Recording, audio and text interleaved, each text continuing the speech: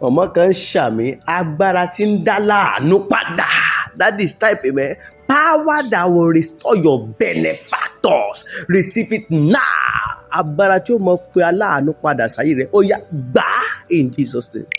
Wá di aago 9 bọ̀ lálẹ́ òní á lé díẹ̀. Aago 9 ni lálẹ́ òní. Alágbára ó kọjú oníjẹ̀rẹ̀jẹ̀rẹ̀. +2348164126626. Nọ́mbà tẹ́ pè nìyẹn ó ti dára fún yín. Díẹ̀ mọ́ ṣé wòlíì ẹ̀ mọ̀mọ́ wàá rọwọ́ yọ̀sẹ̀. Mo ní wàá rọwọ́ yọ̀sẹ̀. Agbára tí ń dá láàánú padà. Mọ̀mọ́ àwọn kan ti fayé rẹ̀ lẹ̀. Bágbára ìbádé ò nílò pé wọn fúnra wọn wá bọ̀. Àwọn kan wà tó ẹ ti ṣe lóore dádì.